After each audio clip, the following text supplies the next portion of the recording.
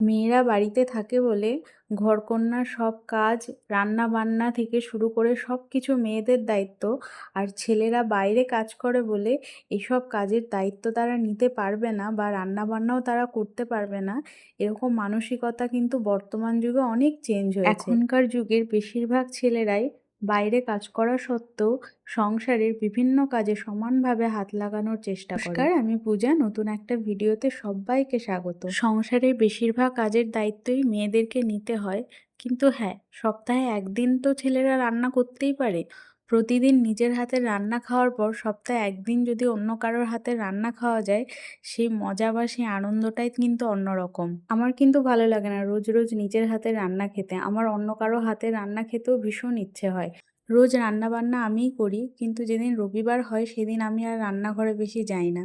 সেদিন রান্নার দায়িত্ব আমার বরের থাকে।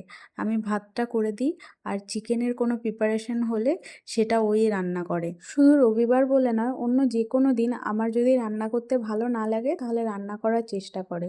দিনের বেলাটা পেরে ওঠে না, কিন্তু রাতের বেলাটায় মাঝে মাঝে ডিনারটা তৈরি করে।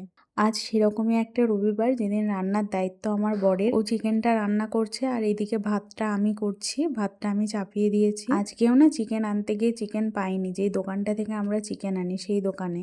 তো দূরে একটা দোকান আছে, সেই দোকান থেকে চিকেন পেয়েছে, সেখান থেকে আজকে চিকেন নিয়ে এসেছে। আমার সব কিছু গোছানো কমপ্লিট। গোছাতে গোছাতে আমার ভাতটাও ফুটে গেছে। ভাতটা এবার মাঠটা ঝরিয়ে নিলাম।